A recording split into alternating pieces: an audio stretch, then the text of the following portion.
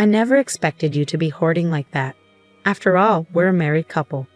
There's no reason I shouldn't utilize our shared assets. It's even worse to hide it while looking down on me. My husband and mother-in-law continued to talk as they pleased, and I grew increasingly disgusted with them. Finally, I decided to confront them with reality. By the way, have you checked the name on the passbook? I interjected, exasperated. My name is Lillian, and I'm turning 42 this year. I've been married for 17 years, and before that, I worked at a company. After getting married, I quit my job and started working part-time at a local supermarket. I met my husband Easton at work, and at the time, I thought he was an ordinary and kind man. That perception changed about 6 months into our marriage. One day, while I was preparing dinner, my mother-in-law suddenly visited our house without any notice. My husband hadn't come home from work yet, and I thought there might be some urgent matters, so I let her in. As soon as she saw the living room, she let out a big sigh. "Lillian, you've been idly watching TV until this hour. My son Easton is still working hard, sweating at his job. Don't you feel sorry?" she scolded. Yes, I did have the TV on, but until a moment ago, I had been preparing dinner in the kitchen. You might say I'm lazing around, but I finished my housework in the morning and I've just returned from shopping after my part-time job. I replied, irritated but trying to maintain composure. She ostentatiously snorted, went into the kitchen, and started finding fault with dinner. "Oh dear, is this all we have for dinner today? Poor Easton working so hard. I've planned for curry and salad today. The salad is in the fridge. How could you let Easton eat such a half-baked meal? I wonder what you've learned at home," she'd insulted, not just targeting me, but also my parents. Finally losing my patience, I asked a bit harshly, "Didn't you need something?" My mother-in-law opened her eyes wide in fox innocence. "Oh my, don't get so mad just because I looked at dinner. What do you need then?" I retorted, exasperated. "It's not what do you need. Don't you think you should offer something to your mother-in-law who was kindly visited?" "Excuse me, you're such an inconsiderate person," she chastised, settling heavily on the sofa to watch TV. I served her tea, but she complained about everything, including the taste, saying it was cheap. Back then, I was young and avoiding arguments with my husband's mother, wondering if I should be considerate to her. However, taking advantage of the fact that neither my husband nor I said anything, my mother-in-law began to frequently visit our home, constantly complaining about my cleanliness, laziness, and lack of discipline.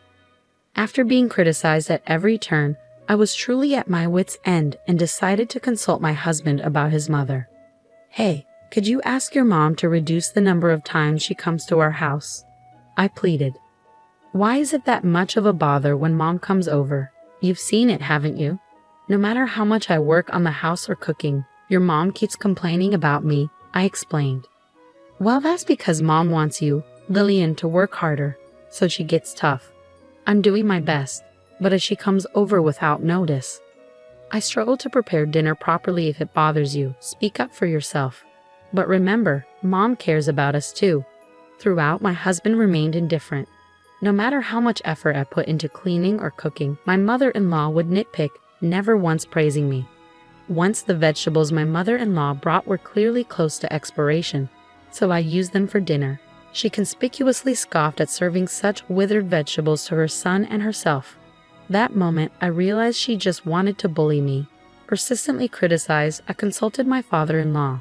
When I explained the difficulty of preparing meals for my mother-in-law and the problem of her frequent unannounced visits, he seemed unaware and politely apologized. "I thought she was going out to dinner with friends. I didn't realize she was bothering you, Lillian. I'm sorry," he said. "It's not something for you to apologize for. I've been giving her money for meals, assuming she was dining out, but she hasn't been taking it," I replied. "Unfortunately, no. I'm really sorry." My father-in-law apologized repeatedly. He promised to speak sternly to my mother-in-law, and I thought that would be enough. But then I received a phone call filled with scathing remarks from my mother-in-law. "Hello, you're really uncouth, tattling to my husband like that. I've been going out of my way to check on you, and I didn't expect you to repay my kindness with such ingratitude." "That's not true. I'm not repaying kindness with ingratitude. You should be the one apologizing. It's audacious to claim your inconvenience. I'm educating you in areas where your upbringing was lacking. You should be grateful, my mother-in-law asserted. I understand what you're saying, but it is inconvenient when you show up without notice. Shouldn't a mother need to make an appointment to visit her own son's house? My parents wouldn't do that, I countered. How brazen you are as a daughter-in-law. You should adapt to the rules of your husband's family, no matter what, she retorted, growing increasingly heated until she was yelling so loud I couldn't understand her. And then she hung up. I suspected she called during my father-in-law's absence, so I hesitated to consult him again, fearing more of the same. Despite a slight decrease in frequency, my mother-in-law persisted in visiting our home. My husband, finding solace in complaining about work to her and receiving her sympathy, showed no signs of persuading her to stop the visits anytime soon. Witnessing his attitude, my mother-in-law became even more cheerful, and they both began to blame me. Lillian, you don't show enough respect to Mom, my husband chimed in. That's right, Easton, tell her more. I'm only getting a small allowance even though I'm the one earning the money, my mother-in-law complained. They continued to eat the meals I prepared while complaining about them, chatting and laughing in the living room I had just cleaned. When washing the dishes, my husband would demand, at least prepare the bath, expecting me to get everything ready from bath towels to his pajamas. My mother-in-law didn't reprimand him, but instead sided with him, saying, poor thing, having such an inconsiderate wife. I consulted with my father-in-law again, receiving yet another profuse apology. But I was exhausted with the fact that my mother-in-law's actions remained unchanged. Days passed in the same manner until one day, I noticed that a necklace handed down to me by my own mother was missing.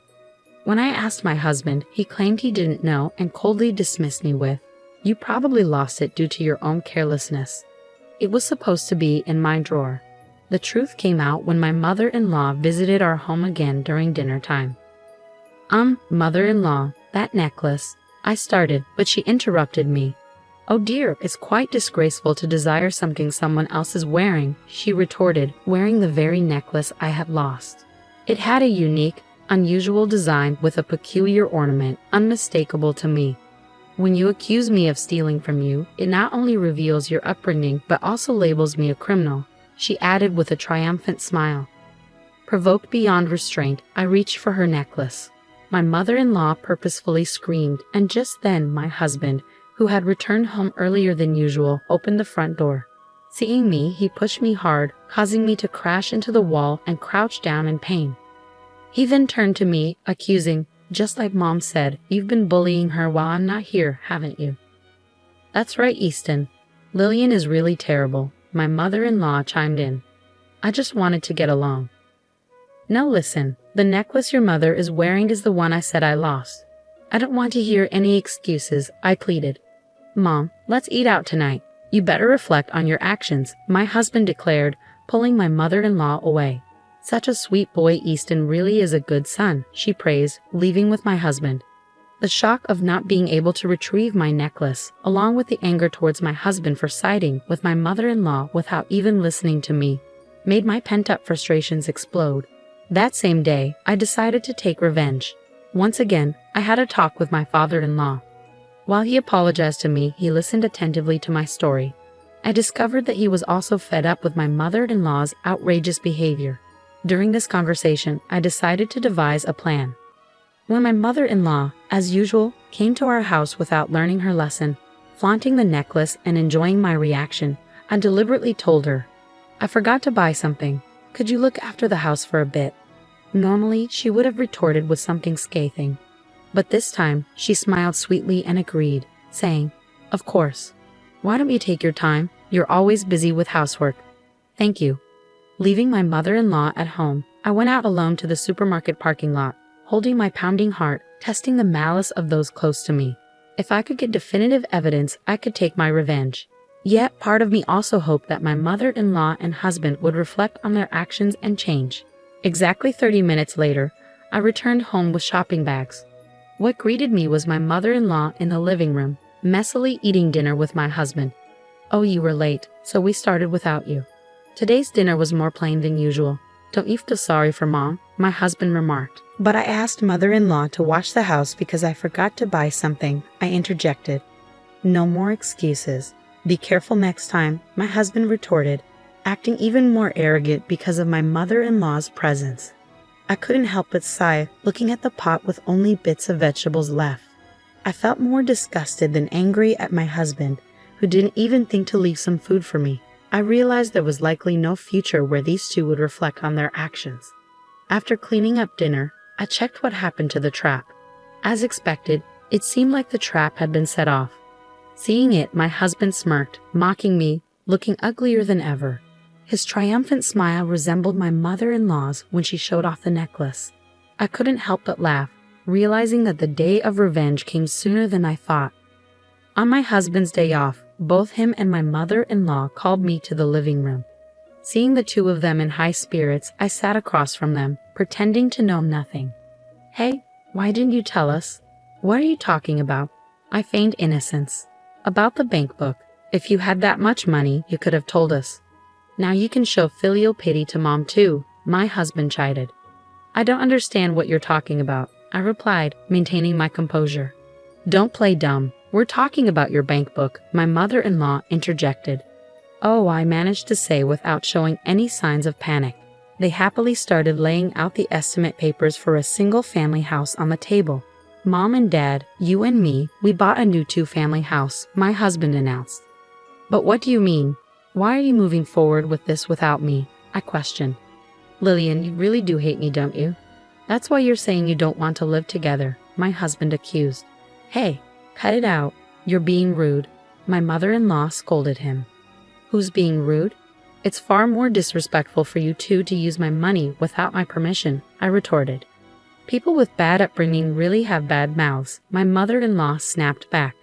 I struggled to suppress a laugh at the two of them, amazed at how terrible they truly were. I had become hardened, but my resolve to take revenge never wavered because it was these two who had molded me this way. We found a perfect newly built property for sale, so we've already signed a contract. No matter what you say, it's too late now anyway. I didn't know you were saving up that much. Besides, we're married, so there's no reason for you to complain about using our shared property, my husband declared. "That's right. It's worse to hide it," my mother-in-law chimed in. By the way, did you check the name on the bank book?" I interrupted. The two of them froze at my words. Seeing that, I finally couldn't hold back and burst into laughter. They checked the name on the bank book and then looked at me with faces drained of blood. "What the hell is this?" "It's exactly what you're seeing. Why is it under our person's name?" my husband explained. "I never said it was my bank book, so what does that mean?" "You stole Dad's bank book, you thief," I accused. "Who's the thief?" "You went out of your way to pry open a locked drawer and took it, but you were hiding it so carefully." "Oh, so it's okay to steal things that your daughter-in-law treasures? I guess that's how you were raised, mother-in-law," I retorted. "Don't talk back to Mom. You should watch your mouth," my husband interjected. "Do you know why father-in-law gave this to me?" I questioned. "Why? What are you saying?" my husband asked. "I heard from father-in-law about the reason mother-in-law has been spending so much money lately. You two took a vacation while taking time off from work, didn't you?" "Well, that's it. It seems you told the company whatever you wanted as the reason for taking time off, like I had a fever or went back to my parents' home," I revealed. I received a call from the department head, and he was speechless when I told him the truth. Finally realizing their predicament, the two exchanged troubled glances. But I had no intention of forgiving them over something like this. While we were silent, the doorbell conveniently rang. When I went to the entrance and brought the visitor into the living room, the two let out a small scream. It was my mother-in-law, who had come to our house unannounced. I contacted my father-in-law. "Why are you here?" "I've told you countless times not to cause trouble for Lillian," he admonished. But there are no buts." "When will you two start behaving properly, Dad?" I interjected. She had your bank book," my husband blurted out. "So what are you calling her she for?" my father-in-law retorted. "I didn't raise you to be so rude. You're old enough to know better. It's embarrassing to hear you calling Mom, Mom all the time. If you can't treasure your wife, what's the point of calling her she?" "If you say that she has treasured me too, are you saying you're not being treasured?" my husband countered. "I've been working so as not to cause you trouble, and I thought I'd managed to save a decent amount of money. I've tried my best to give you both financial freedom, allowing you to do as you please. And now you expect me to turn a blind eye to the mistreatment of your wife. Throughout this exchange, whenever they tried to make an excuse, my father-in-law would fire back tenfold until they were rendered speechless. He delivered the final blow to the two who were shrinking and hanging their heads. By the way, about the bank book I left with Lillian, my father-in-law continued. I told her to take it as a nuisance fee because I felt bad about how much trouble you two have been causing. No matter how much I warn you, you continue. And you two even bought a house with that stolen money. What more should I do for you? The two couldn't say anything, and my mother-in-law ended up being taken home by my father-in-law. Before she left, I pointed at her neck and was able to safely recover the necklace. Seeing this, my husband guessed what had happened and forced his mother to bow her head in the now quiet living room. I handed the divorce papers to my husband, who was completely deflated. "Why? What do you mean, why?" he stammered. "After all this, you still think we can stay married, but you're only mad at Mom." "Of course I'm disgusted with you too." "No, I won't divorce," he protested. "Then shall we go to court?" "We'd have to expose everything you've done to the court and your company though," I countered. "Oh yes, we've got it all on camera. You two breaking open the lock and taking the bank book clearly shows you two desperately breaking the lock," my father-in-law added. "No, you're lying. It's amazing how you can call others thieves after doing such a thing. I wonder what kind of upbringing you had," my husband exclaimed. "All of that will be made public, and you'll probably have to cover the $300K you used of your father-in-law's money, my compensation, and the court fees." "What are you going to do?" I asked calmly. "Why can you say such cruel things? You still don't get it. Should we have your father lecture again?" My husband replied. I accepted the divorce papers from my dejected husband and finally became a free woman. As for the $300K I received from my father-in-law, I decided to accept it again as a nuisance and consolation fee for my ex-husband and ex-mother-in-law. Under my father-in-law's supervision, the two of them had to work tirelessly to repay him a total of 60 million yen. Later, I received an email from my ex-husband to a free email address, seemingly asking for reconciliation, but I ignored and deleted it. Thanks to being free from my source of stress, my health has improved, and I'm spending my time freely with the money I received from my father-in-law.